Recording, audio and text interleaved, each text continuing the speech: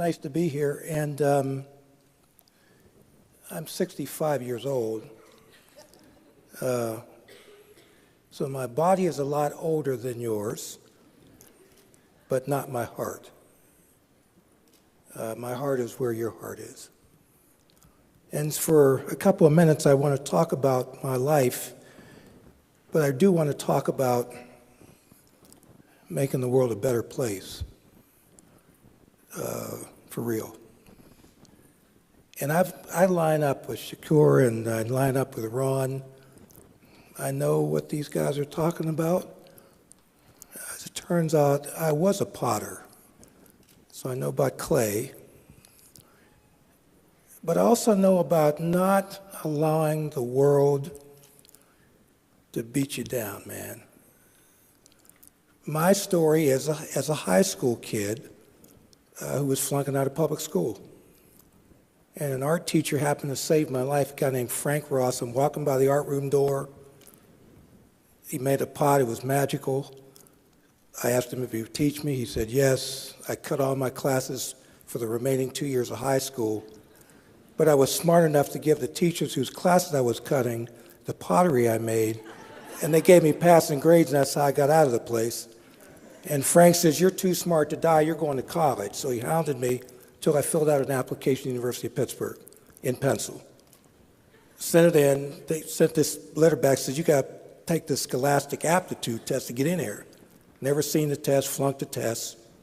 Get in as a probationary student. Graduate with honors. Now I'm a trustee of the University of Pittsburgh. I actually sit on the board.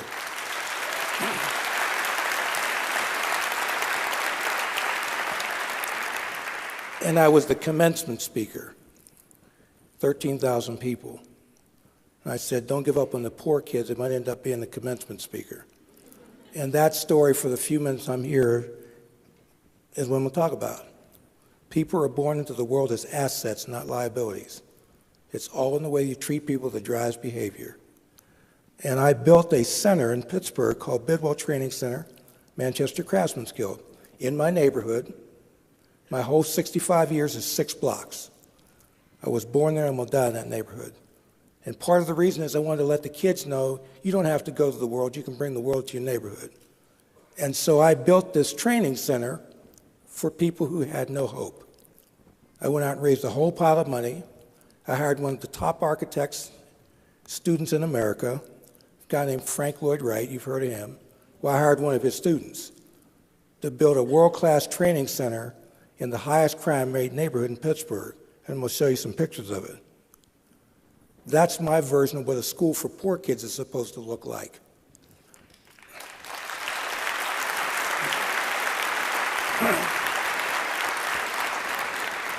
If you guys ever come to Pittsburgh and you're all invited, you'll fly into Greater Pittsburgh International Airport. Our building was the scale model for the Pittsburgh Airport.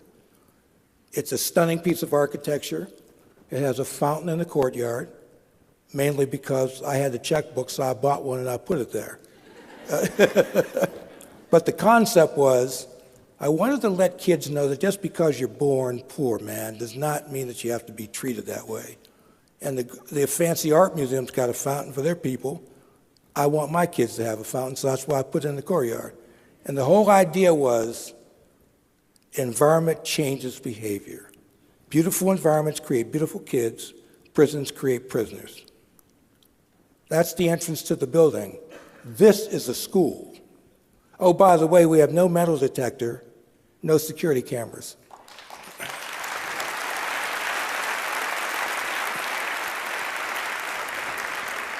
We have not had one police call in 26 years.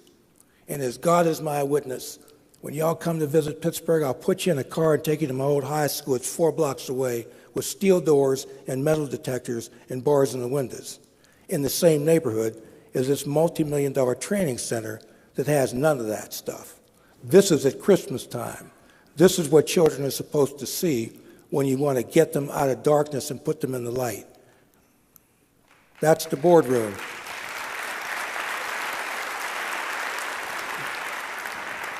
I hope you eat Heinz ketchup in your hometown. I don't know where your politics are about ketchup, but I stand with ketchup. In the old days, before it got real sophisticated, They had a cardboard box built in the school, they had it in a garbage bag. It looked like a homeless guy dragging this box all over Pittsburgh. And I got called into the office of the United States Senator John Hines, who was the heir to the Heinz ketchup fortune, which was like going to see the Wizard of Oz, because he had about 600 million and I had about 60 cents. He said, man, you've done a great job with the black folks and the poor people, and we understand you want to build a new school. I said, yeah. He said, well, you could really help our affirmative action goals out if you'd add a culinary program, new school, when you get it built. That way we could hire some black folks and solve the problem. Well, we weren't in the culinary arts back then. We were a building trades program. I said, Senator, I'm reluctant to do it. Give me the money. We'll build the school. In a couple of years, I'll come back and we'll get that culinary program going just like you asked. And he sat real quietly. He said, well, what would your answer be if I said I'd give you $1 million? I said, Senator, it appears that we're going into the food trading business. And John gave me $1 million, and this is what we built. These are poor people going to school to do that. We built an amphitheater for the students. We bring in chefs from all over the world. We have had classes where 100% of the graduates have gone to work in the industry for which they were trained in 12 months or less.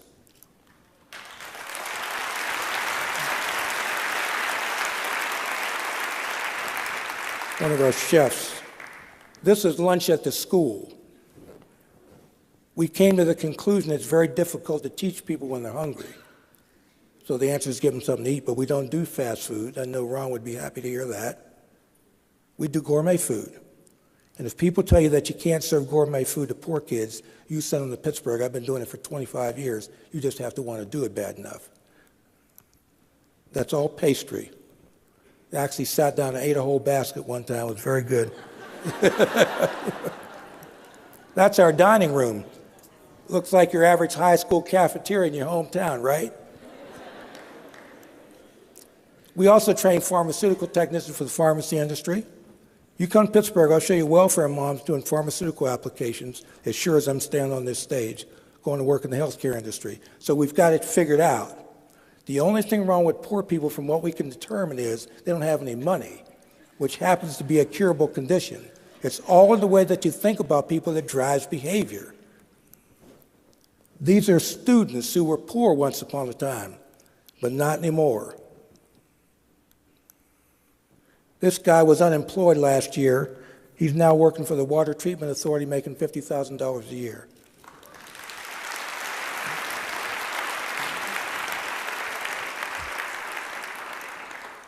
I've got about 10 more minutes to tell you this story, so bear with me as the pictures go forward. We have a library with handcrafted furniture. We have people in the library with high school diplomas that they can't read. Not one of them, I got a lot of them. And as God is my witness, we're going to lose this country if you got kids walking the street with diplomas that they can't read. Why? Because the school systems get paid on how many people they push out the other end. In my center, you learn how to read before you get a certificate, because then I know you can survive. This is the arts program. Remember, I'm the guy from the 60s making pottery? And I started working in the streets with kids doing clay. And this is one of our guys. This is all kids' work, all the people with no ability, remember? Well, what we've discovered is there's nothing wrong with these children. That environment and good food and sunlight and flowers can't cure. In other words, the reason I won the MacArthur Fellowship is I figured out the cure for spiritual cancer. It's called sunlight and hope and food and dignity and decency. You put that formula together, we can solve this problem in every city in this country. This is all children's work. All the guys who supposedly have no hope and no ability. Oh, by the way, 95% of our kids graduated from high school, and 90% of them went to college for the last 20 years in a row. And these are all the kids who supposedly can't learn anything.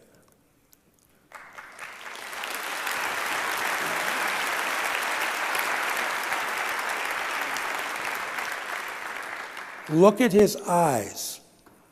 Look at his eyes. That's a guy that's now engaged in learning, man. He's in this conversation big time. Look at his eyes.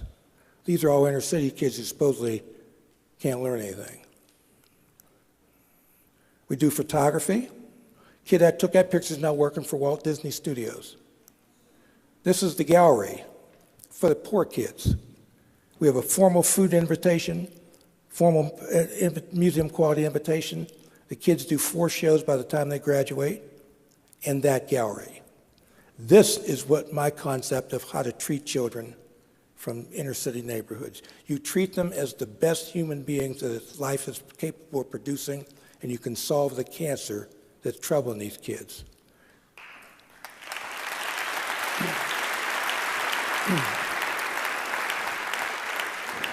The guy on the left, we enrolled him in 7th grade. He went to college and is now back as the director of the program, Jermaine Watkins. This is an old slide. Before I got real sophisticated, went below PowerPoint, I actually had slides in a box with duct tape on the corner and a slide projector. And I got called out to a place called the Silicon Valley. So I showed up on a slide projector, and these people looked at me like I was from Pluto, man. But that's cool. I blew off the dust, plugged in a little slide projector. I told my story, and the lady said, man, fabulous story, but your computers are getting a little bit old. I ain't no high-tech guy. They look like saying to me. I said, well, what do you do for a living? She said, oh, I run a company called Hewlett-Packard. I said, well, my dear, there's an instantaneous solution to this problem. And the long and short of it, we got almost $1 million from HP and a systems engineer to go with it. And we now have one of the hippest digital imaging centers east of the Mississippi River. But I keep this slide in here for nostalgia reasons, and you never know when an Apple representative might be in the audience. This is called a classroom. This is how you're supposed to treat your kids. I also built a music hall, and I'm very glad I did because a trumpet player named Dizzy Gillespie showed up. And I said, why'd you come here? He said, Billy Taylor told me a black guy built this world-class center. I didn't believe one to see for myself. And you're too young to appreciate what you built here, but I'm not. And you ought to build one of these things in every city in this country, and I'm going to help you do it. So he allowed us to record his concert. He gave us the rights to the music. Then Herbie Hancock showed up, and Tito Puente showed up, and the Count Basie Orchestra, and Nancy Wilson, and Pat Metheny, and Shirley Horn, and Stanley Turrentine. It's been a heck of a run. 600 recordings and 5 Grammys for a program that's in the middle of a black neighborhood with a high crime rate.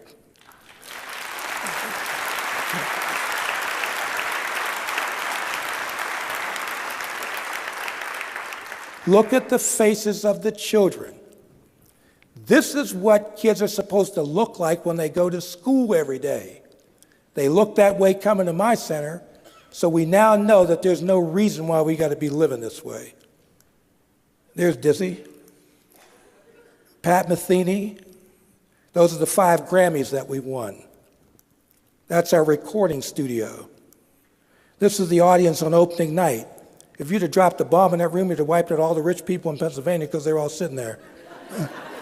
My mother and father, who are on the left-hand side, they're now deceased, but they lived long enough to see their kid build the center in the neighborhood and open up Black Tie. The next night, I had the neighborhood come in, same food both nights, because I wanted to establish the principle that you don't have to be wearing a tuxedo to be treated with dignity. This was burned out during the riots. I had another box built. I built that. That's a medical technology building. The thing makes money in the middle of a black neighborhood in the middle of the inner city. There's the fountain in the courtyard. The bank's in there. Oh, and I also built a greenhouse. We grow orchids. So I have the welfare moms growing orchids in the middle of this black neighborhood. We sell them in the grocery stores and generate money, support school. So we've got that problem figured out. Those orchids. We took first and second prize in the Orchid Symposium. Welfare moms growing orchids. Why? Because it's part of the cure for cancer of the spirit. That's why. And now we also growing hydrangeas, and we're growing poinsettias. And now I'm down to the end of the story, and I'm going to run real fast for 4 minutes. I was out there at the Silicon Valley with my slideshow. This young man came out of the audience. He said, man, what a story. I said, cool, man, what are you into? He said, well, I built a company called eBay. I said, oh, great, man, you got a card? Remember, I ain't the techie guy. I'd never heard of eBay. So I go back to Pittsburgh and ask one of the little techie kids, I said, man, have you ever heard of something called eBay? He said, yeah, Mr. Strickland, that's the Electronic Commerce Network. I said, holy smokes, I met the guy that built the company. So I called him up. I said, Mr. Skull, I've come to have a much deeper appreciation of who you are, man. He started laughing. He said, I thought you'd figure it out sooner or later. Here's $500,000. I said, what's that for? He says, your first replication. Dizzy was right. I think you're eBay on the social side. And Jeff and I have become very close friends. We built 5 centers so far. They're open and operating. This is Frisco before it was fixed up. There's Jeff on the right, Billy Wong, and the kids doing digital imaging in San Francisco. There's the space. Every space is beautiful. And those are children who now have a life. They are not losers, they're winners. This is Cincinnati.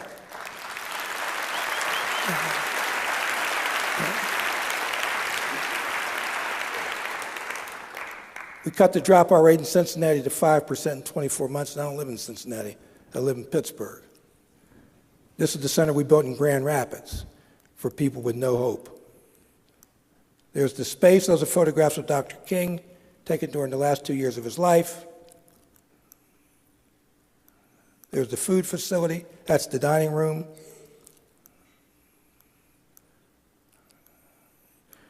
These are some of the guys. What we discovered on one of the visits, the guys start pulling their pants up. And I said, I got it. Treat people with dignity, they'll pull their pants up.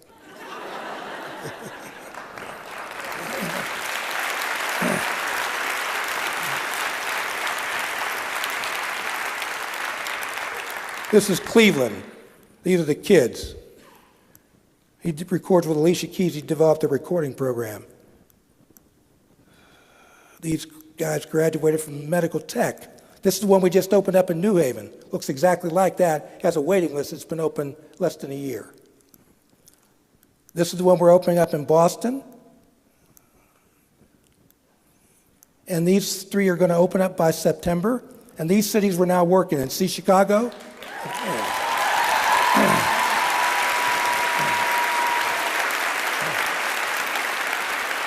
Stacy and Kim are right there. Lawndale, we got it hooked up. We're going to start planning this center as sure as you guys are sitting in this room, and most of these centers we're going to get built. Now, those are the cities we're talking to about building centers, and I'm not out looking for work. These are people who have heard about the idea, heard about the concept, have decided they want to sign up. And we have 2 international cities talking to us. We're 2 countries, Vancouver and Northern Israel. I have a bill I'm trying to get passed in Congress to fund these, and this is a book that tells this whole story. It's big type and it's real short, so you ought to buy the book. And let me tell you now, finally, for my next 15 seconds left, why I came here. I came here because of you guys. I came here because this has got to stop, man. We can't go on like this. We can't have people dying in the streets because they have no reason to live. And I believe it so much I'm prepared to bet my life that I'm right. The other thing I'm prepared to do is to join forces with you guys to change this country in our lifetime. I'm not doing this for my kid, I'm doing it for me, because I have a hypersensibility to human suffering, as apparently you do too. And I believe that we can do this in our lifetime. We've got cities open now, we've got centers open. I want to play this hand out and see where it takes me. And the other part of the reason I came here today is to remind myself of this work. Because you know what's in this room right now? Light. L-I-G-H-T. Thanks.